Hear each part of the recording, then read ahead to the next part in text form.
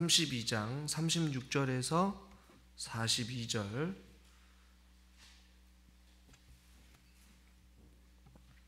우리 같이 한 절씩 교독하겠습니다.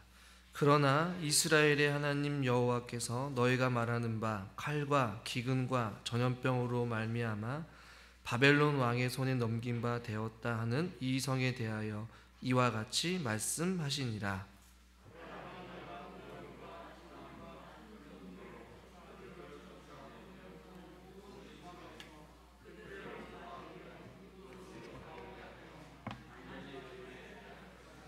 그들은 내 백성이 되겠고 나는 그들의 하나님이 될 것이며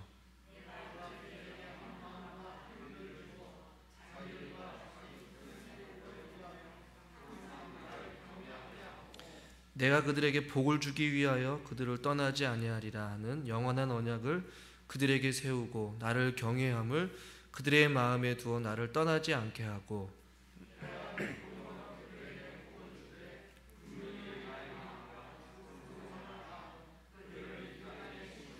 같이 읽죠. 여호와께서 이와 같이 말씀하시니라. 내가 이 백성에게 이 큰 재앙을 내린 것 같이 허락한 모든 복을 그들에게 내리리라. 아멘. 과거에 제가 부교육자 시절에 말씀을 전할 때 교육자들이 돌아가면서 강의를 한 적이 있어요. 큐티 본문으로 하던 책 한 권 본문으로 하던 같이 말씀을 전하는데 어떤 그 순간에 어떤 본문을 잡았는데 그 본문이 굉장히 교육자들을 좀 곤란스럽게 했던 본문들이 있었어요. 그것도 어떤 것이었냐면 선지서 말씀을 전하는데 대부분이 멸망과 심판과 책망과 하나님의 어떠한 저주 이러한 것들로 내용들이 가득 찬 어떤 본문을 한 몇 주 정도 한 적이 있었어요. 그러니까 교육자들이 말씀을 전할 때마다 대부분의 성도님들은 위로를 받기를 원하고 또 격려와 소망과 어떠한 희망적인 메시지, 하나님의 은혜와 하나님의 사랑의 말씀을 듣기를 원하지 당신은 잘못했습니다, 멸망받아야 됩니다, 책망받습니다, 하나님의 저주가 임할 것입니다, 멸망할 것입니다, 어떠한 이런 책망의 말씀을 새벽마다 한 몇 주간 정도 듣는다라고 여러분 한번 생각해 보세요. 말씀을 전하는 자나 말씀을 듣는 자다 모두 다 좀 마음이 조금 좀 편치 않은 모습으로 아마 예배를 드렸을지 모르겠어요. 오늘 우리가 읽은 본문은 전염병에 대한 언급이 좀 가장 많이 나오는 예언서 중에 한 책인데 성경에 보면 우리가 코로나19로 인하여서 계속 우리가 어떻게 전염병을 살펴볼 것인지 말씀을 나누고 있는데 예레미야서와 에스겔서에 이 전염병이라는 단어, 이 언급이 제일 많이 나오고 있어요. 대부분이 이 전염병은 칼과 기근과 이 전염병, 흔히 말하기를 삼중재앙이라고 하는데 이 삼중재앙과 함께 언급된 것이 15번이나 언급되어져 있고 특별히 전염병이라는 단어를 언급한 것이 예레미야에 무려 17번이나 나올 정도로 이 선지서에 하나님께서 전염병을 내리실 것이다 라는 말을 좀 반복적으로 사용하고 있는 것이 예레미야 서라는 것이죠. 도대체 하나님께서 이 예레미야 선지자를 통해서 왜 이스라엘 백성들에게 너희는 전염병이 임할 것이다, 너희는 칼과 기근과 전염병으로 말미암아 너희들은 벌하게 될 것이다 라고 이렇게 많은 말씀을 예레미야 선지자를 통해서 반복해서 멸망과 혹은 심판과 책망을 하는 것일까요? 그것을 우리가 알기 위해서는 예레미야의 좀 전반적인 시대적 배경을 우리가 좀 알아야 되는데 예레미야 선지자가 활동했던 그 시기가 그 요시야 왕이 한참 어떠한 개혁을 시도한 때부터 예언 사역을 시작해서 예루살렘이 함락하기까지의 그 사역을 꽤 오랫동안 한 선지자가 바로 예레미야 선지자예요. 그런데 예레미야가 사역했던 그 기간에 유다 백성들에게는 가면 갈수록 어떤 영적으로 회복되어지고 뭔가 하나님을 붙잡고 뭔가 희망적이고 어떤 영적인 갱신과 어떠한 개혁이 일어났던 그 시기가 아니라 유다 역시도 하나님을 섬겼지만 은혜가 넘치고 어떤 회개 운동이 일어나기보다는 죄악이 점점 만연해지고 하나님과 점점점 거리가 있어서 멀어지게 되고 하나님과 우상을 섬기다가 점점 타락의 길로, 죄악의 길로, 멸망의 길로 걸어가고 있는 그 시점에 예레미야 선지자가 활동을 했단 말이에요. 그러다 보니까 유다 왕국이 정치적으로 아주 격변을 겪다가 이 침몰하는 비극의 역사의 한복판에 예레미야 선지자가 하나님 말씀을 통하여서 이스라엘 백성들에게 말씀을 전하고 있는 것이에요. 그렇기 때문에 어떤 희망적이고 소망적인 말씀보다는 너희들이 칼과 기근과 전염병으로 인해서 너희들을 벌할 것이다 라는 이러한 어떠한 하나님의 심판의 메시지를 끊임없이 선포했던 선지자가 예레미야 선지자였다는 얘기예요. 근데 중요한 것은 하나님께서 어떤 말씀을 하시느냐, 이스라엘 백성들에게 너희들이 바벨론이라는 이방 국가에게 항복을 하고 너희들이 포로로 끌려가게 되면 살 것이지만 너희들이 만약에 바벨론 포로로 잡혀가는 것을 거절하게 된다면 너희들에게는 칼과 기근과 전염병으로 너희들을 책망할 것이다, 벌할 것이다 라는 이러한 말씀을 예레미야 선지자를 통해서 계속해서 말씀하세요. 예레미야 21장 7절과 8절을 보면 좀 말씀이 길지만 말씀을 쭉 보시면 중반 부분에 이렇게 말씀하고 있어요. 그가 칼날로 그들을 치되 치근히 여기지 아니하며 긍휼히 여기지 아니하며 불쌍히 여기지 아니하리라 라고 말씀하고 있어요. 이 7절 말씀을 다시 한번 보시면 우리 7절 말씀만 한번 같이 한번 읽어볼까요? 여호와의 말씀이니라. 그 후에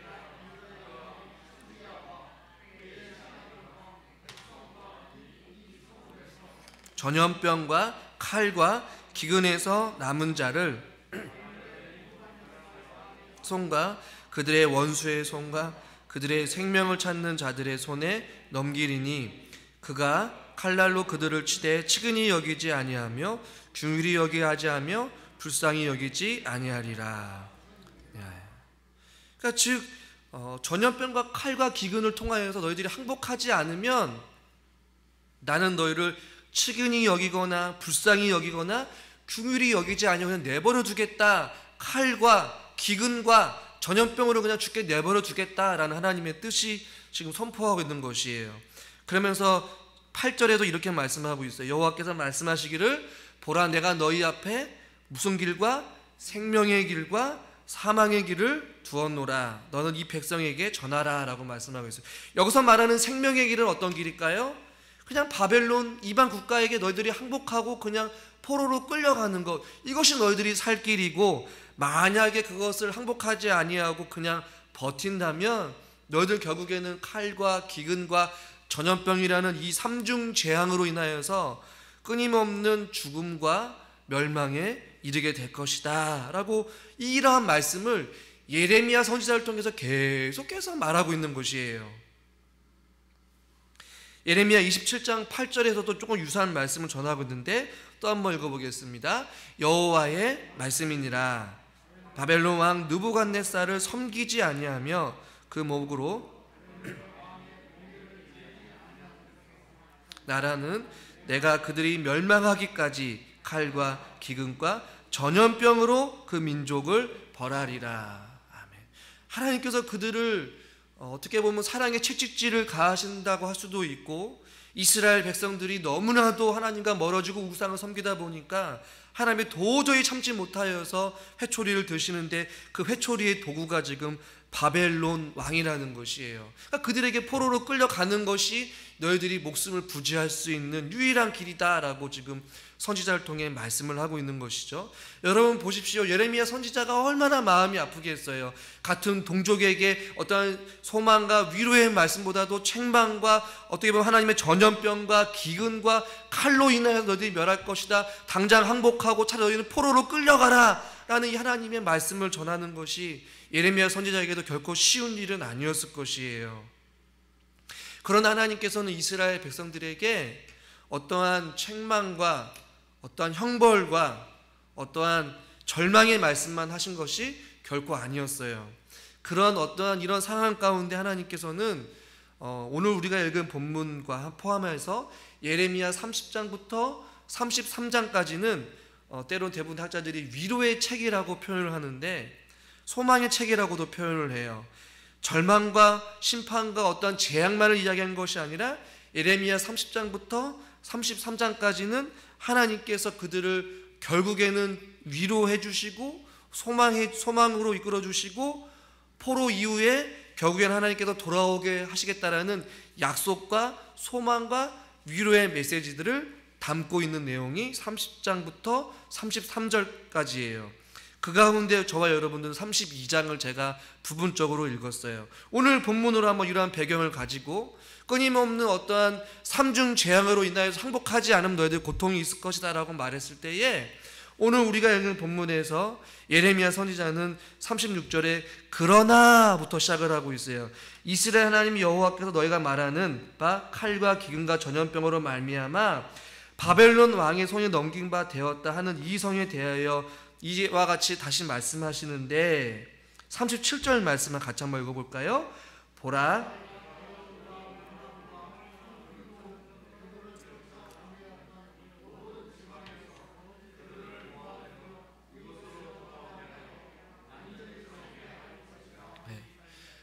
회복의 메시지를 하고 있어요. 결국에 너희들이 버티기다가 포로로 가겠지만 결국에는 포로 생활 70년이라는 긴 세월이 끝나게 되면 너희들이 다시 돌아오게 될 것이다 라고 말씀하고 있는 것이에요.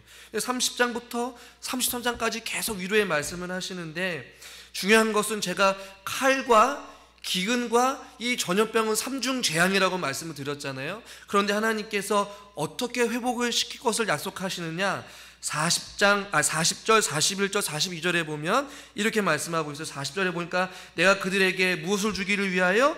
복을 주시기 위하여. 41절 내가 기쁨으로 그들에게 무엇을 주되? 복을 주되. 42절 모든 복을 어떻게 말씀하고 있어요? 그들에게 내리리라. 40절에 복을 주시기 위하여. 41절 복을 주시되. 42절 내가 그들에게 복을 내리리라. 복이 몇 번 언급하고 있어요? 3번 말씀하고 있어요. 즉 삼중 재앙, 칼과 기근과 전염병으로 고통당하고 결국에는 포로로 끌려갔던 이스라엘 백성들에게 복을 주시고 복을 주시고 복을 내리겠다라는 삼중의 복으로 선언하시면서 그들이 어떻게 보면 하나님의 완전한 회복, 하나님의 소망과 하나님의 위로와 그들의 어떤 삶이 다시 한 번 더 변화되어지고 소망으로 이끌으시는 하나님의 은혜가 임하게 될 것이다라고 지금 예레미야 선지자가 말씀하고 있는 것이에요. 또 우리가 읽지는 않았지만 예레미야 33장 6절부터 또 8절까지 보면 이렇게 말씀하고 있어요. 자막을 보시고 성경책을 보시면서 한번 보시면 그러나 내가 그 이성을 치료하며 고쳐 낫게 하고 평안과 진실이 풍성함을 그들에게 나타낼 것이며, 우리 7절 8절 같이 읽읍시다. 내가 유다의 포로와 이스라엘의 포로를 돌아오게 하여 그들을 처음과 같이 세울 것이며 내가 그들을 내게 범한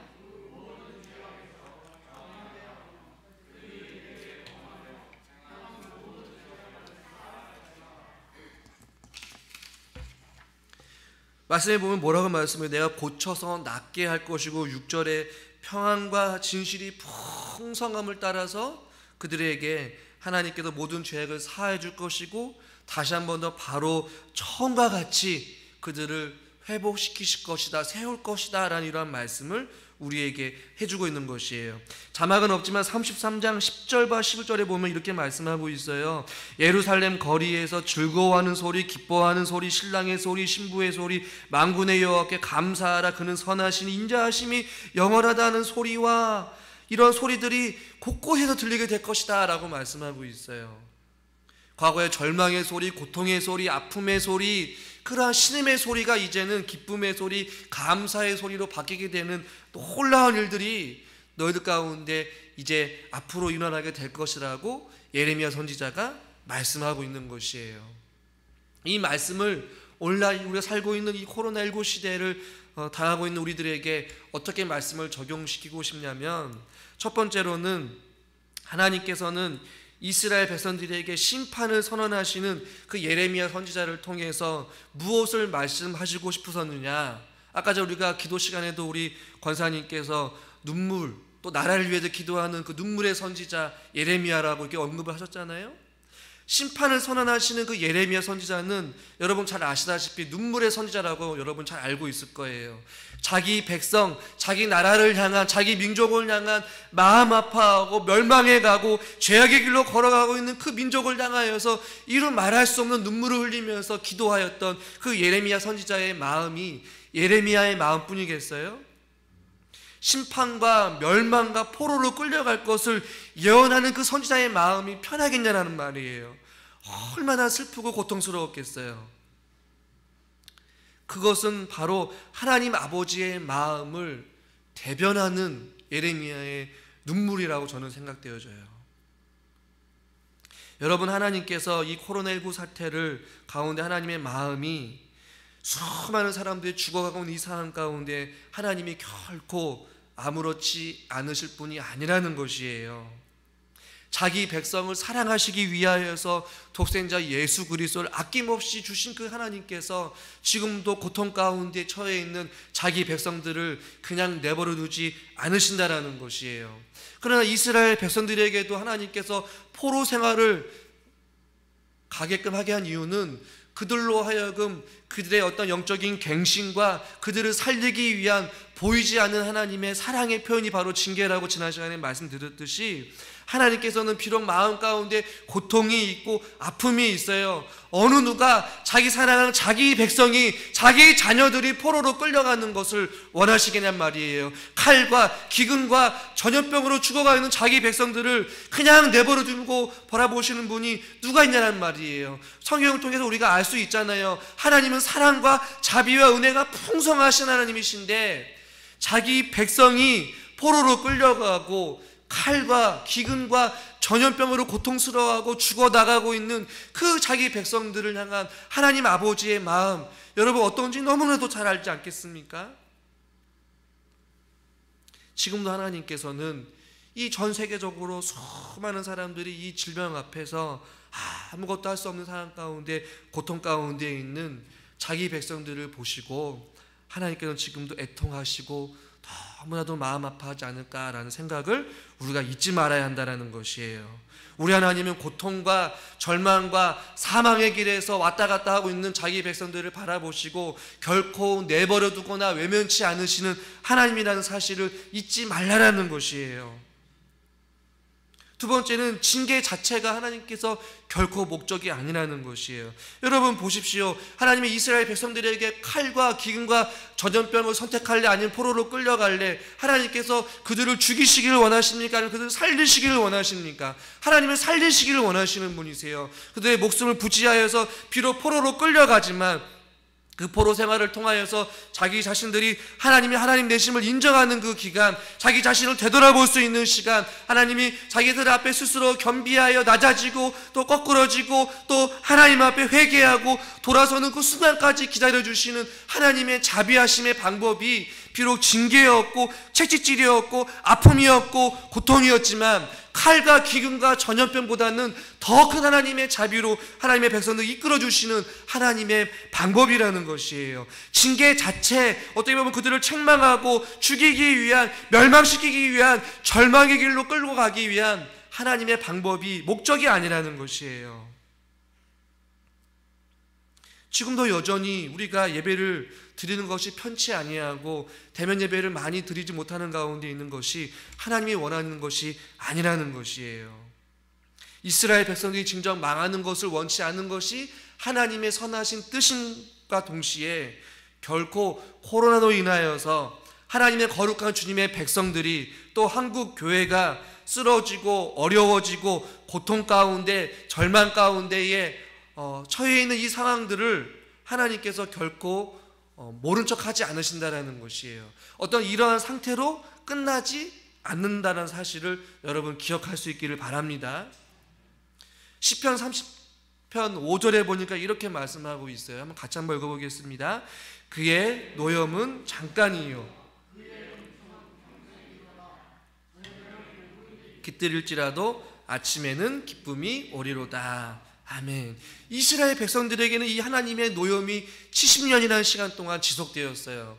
그러나 그의 은총은 결국에는 영원할 것이다라는 이 시편의 고백과 같이 저녁에는 울음이 깃들일지라도 아침에는 기쁨이 찾아오는 날이 반드시 하나님의 거룩한 백성들에게 오게 될 줄 믿으시길 바랍니다.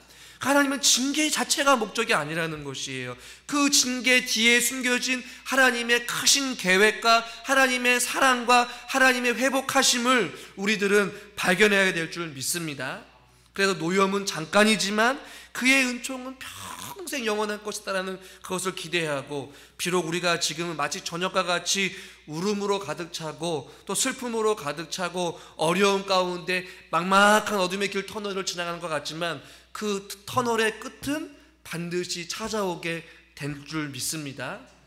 저녁이 지나고 아침이 찾아오듯이 우리에게도 저녁과 같은 그 암울하고 어려운 그 시대를 이제는 뛰어넘어서 기쁨의 아침, 소망의 아침, 위로의 아침이 우리에게도, 한국교회에도 찾아오게 될 줄 여러분 믿으시길 바랍니다. 결국에는 은혜와 위로와 어떠한 회복의 소망의 때가 우리에게 찾아온다라는 것이에요. 교회가 다시금 새 힘을 얻고 일어나는 그 순간, 또 성전 안의 기쁨의 소리와 찬양의 소리와 감사의 소리와 성도들 간의 아름다운 믿음의 교제의 소리, 또 하나님 앞에 기뻐 찬양하는 찬양의 소리가 이곳 가운데 다시 한 번 더 울려 퍼질 수 있기를 저는 주님의 이름으로 간절히 기대하고 소망합니다. 또 하나 우리가 본문에서 우리가 알 수는 없지만 저는 예레미야 선지자의 삶을 한번 좀 기억했으면 좋겠어요. 이 당시 제가 말씀드렸죠, 예레미야가 살았던 시대에는 정말 암울한 시대였어요. 절망의 시대였어요. 그리고 메시지 자체가 비록 30장부터 33장까지는 위로와 소망의 말씀이었지만 그 나머지 모든 말씀들은, 예레미야 선지자에서 내뱉는 모든 말씀들은 무엇이었어요? 칼과 기근과 전염병으로 너희들이 멸망할 것이고 포로로 끌려가게 될 것이고 너희들이 하나님 앞에 멸절당할 것이다 라는 이러한 어떤 하나님의 책망의 메시지로 가득 찼어요. 어떤 이러한 하나님의 심판을 앞두고 있는 시대 가운데 예레미야의 삶을 보면 여러분 어땠습니까? 예레미야의 특징 가운데 하나는 눈물의 선지자이기도 하지만 그는 하나님께서 결혼도 하지 말고 육아도 자녀도 키우지 말라라는 하나님의 독특한 사명을 부여받은 사람이었어요. 왜 그랬는지 모르겠지만 아마 상징적으로 파멸과 어떠한 재앙과 심판의 메시지를 전하는 사명을 받은 사람으로서 주변에 친구도 별로 없었어요. 이것은 아마 그 삶을 통하여서 이 당시 어떤 암울한 시대, 어떤 상황 가운데 어떠한 모습으로 살아갈 것에 대한 상징적인 의미로 예레미야의 행동과 그의 삶을 통하여서 이스라엘 백성들이 깨달아 알기를 원하셨던 것 같아요. 그래서 예수 그리스도의 재림과 혹은 하나님의 최후의 심판을 믿는 자들이 취해야 될 태도는 마치 예레미야와 같이, 이 당시의 삶과 같이 우리들이 주님 앞에 말씀을 통하여서 삶으로 말씀을 드러낼 수 있는 그러한 삶을 살아갈 수 있기를 바라요.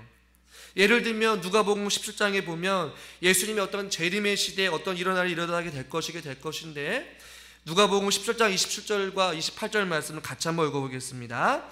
노아의 방주에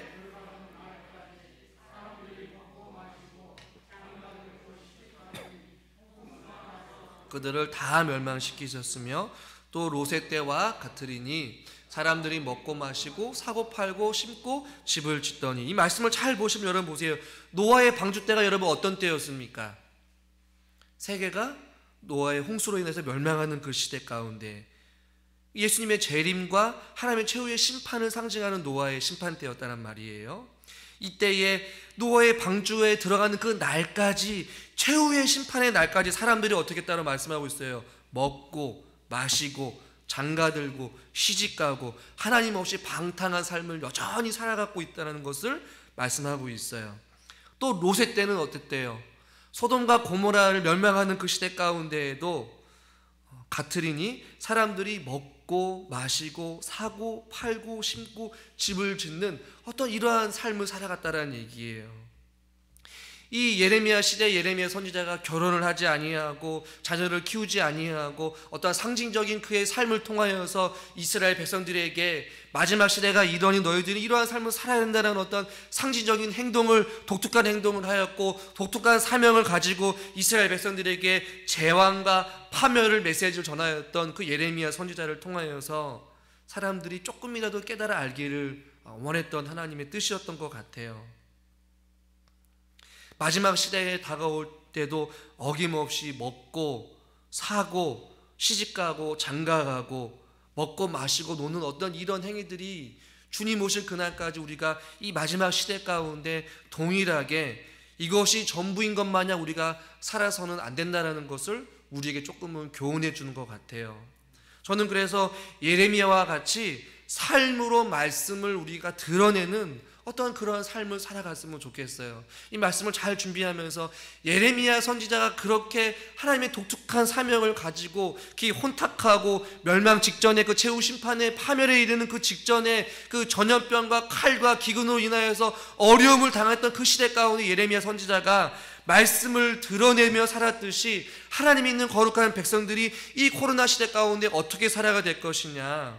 제가 이 말씀을 준비하면서 이 교수님의 책을 좀 많이 참고하는데 그 책에서 교수님은 조심스럽게 이런 이야기를 했어요. 어떤 이야기를 했냐면 이런 상황 가운데 비대면 예배를 고집하면서 사람들이 실질적으로 삶 가운데서는 사람들과 먹고 마시고 놀러 다니고 하는 그런 대면을 마다하지 않는 것을 우리가 어떻게 생각할 것인지 진지하게 고민해 봐야 될 것이다. 저는 그 말씀에 굉장히 도전을 받게 되었어요. 비대면 예배를 고집하는 사람들이 하나님 있는 사람들 가운데 비대면 예배를 고집하는 사람 저는 정죄하는 것은 결코 아니에요. 그러나 비대면 예배를 고집하는 사람들이 일상적인 삶 가운데서는 먹는 것에 놀러 다니는 것에 어떤 자기 욕구를 채우기 위해서 대면을 마다하지 않는 모임에 곳곳에 찾아가고 만나고 대하는 이런 행동들을 우리가 어떻게 바라봐야 되냐는 것이에요. 저는 이 말씀을 준비하면서 몇 가지를 저 개인적으로도 적용해 보게 되었어요.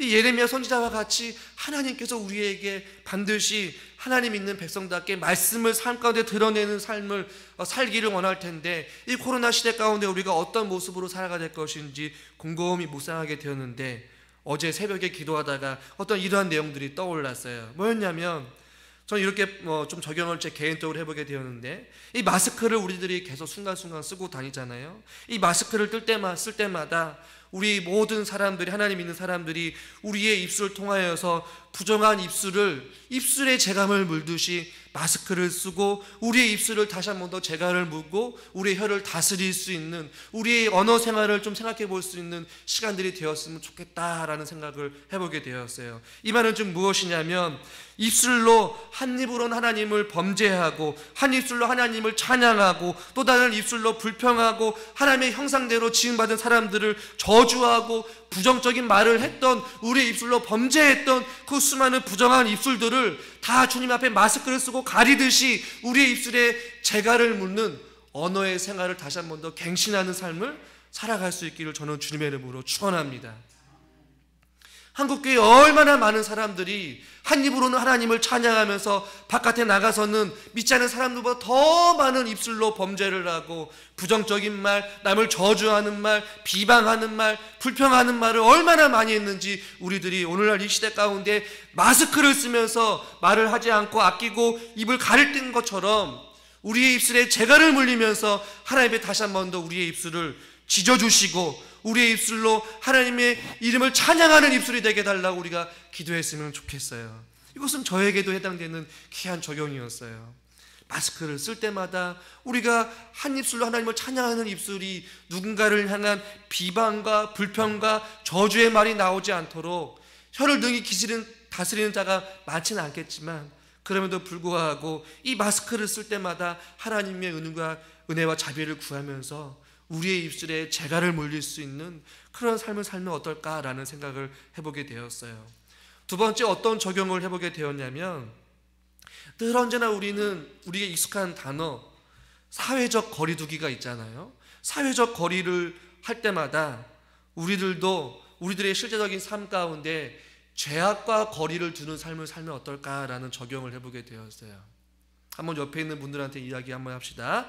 죄악과 거리를 둡시다. 어떠한 이러한 내용들을 저는 보지 못했지만 새벽에 기도하다가 말씀을 준비하다가 이러한 문구가 생각이 났어요.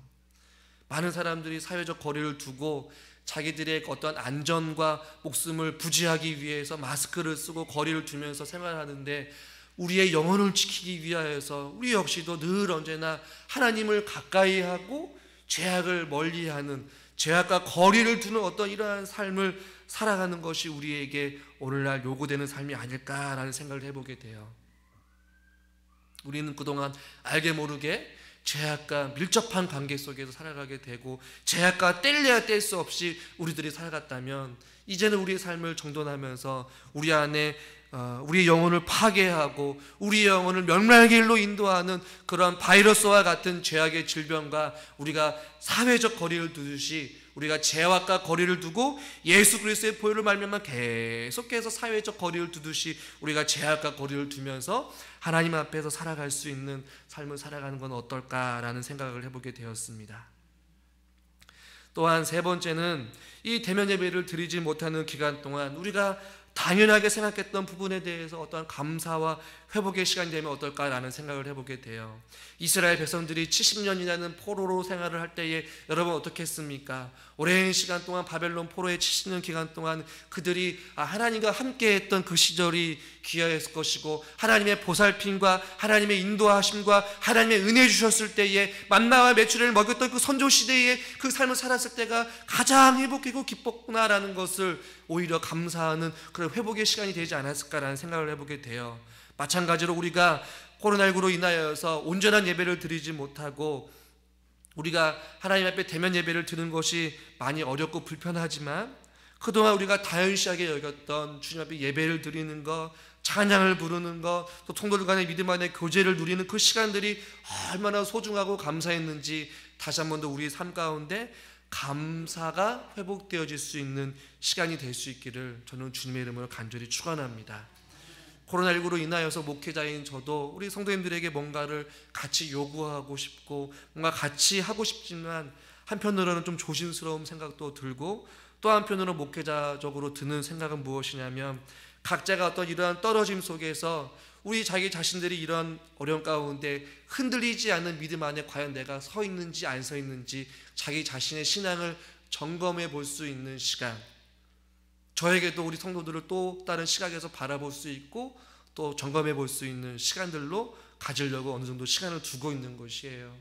이 시간에 각자가 또 개인이 또 우리 교회가 이런 어려운 시국 가운데 무엇을 해야 되고 어떠한 모습으로 삶 가운데 말씀을 드러내면서 하나님의 영광을 위해 살아가게 될 것인지에 대한 부분들을 우리가 예레미야의 어떠한 독특한 하나님의 특별한 사명감에 처해 있는 그런 삶을 통하여서 우리가 도전받고 또 우리가 이 어려운 시기를 잘 극복하고 우리의 삶이 또 우리 교회가 회복되어질 수 있기를 주님의 이름으로 간절히 축원합니다. 기도하겠습니다. 하나님, 어렵고 힘든 이 코로나19 시대 가운데 예레미야 말씀을 통하여서 다시 한 번 더 우리가 우리 삶을 되돌아볼 수 있기를 원합니다. 하나님은 징계가 목적이 아니라 징계 이후에 있을 하나님의 말할 수 없는 크신 은혜와 회복이 때가 반드시 돌아올 것을 믿습니다. 노여움은 잠깐이지만 그의 은총은 평생이고 그의 저녁의 울음은 깃들일지라도 아침의 기쁨은 반드시 올 것이다라는 그 시편의 고백과 같이 우리들의 저녁이 속히 사라지고 아침이 오기를 간절히 기대하고 소망합니다. 주여, 우리가 이 어렵고 힘든 시기에서도 우리가 삶으로 말씀을 드러낼 수 있는 삶을 살아가기를 원합니다. 마스크를 쓸 때마다 때로는 우리의 입술에 재갈을 물고 살아가는 건 아니었는지 입술로 범죄치 아니하도록 늘 언제나 우리가 조심하게 하여 주시옵시고 사회적 거리를 두듯이 우리와 죄악과 거리를 두며 살아갈 수 있기를 원합니다. 그동안 우리가 당연시 여겼던 것들을 다시 한 번 더 되돌아보면서 또 다른 감사의 제목을 찾고 우리의 삶이 또 주님의 은혜를 회복하며 처음 사랑을 회복하고 교회가 교회다워지고 예배가 예배다워지는 그날을 기대하며 소망하면서 우리 각자가 주님 앞에서 흔들리지 아니하고 믿음 안에 굳건하게 세워질 수 있는 우리 성도님들이 되어질 수 있도록 하나님께서 크신 은혜를 허락하여 주시옵소서. 예수님의 이름으로 기도드리옵나이다. 아멘.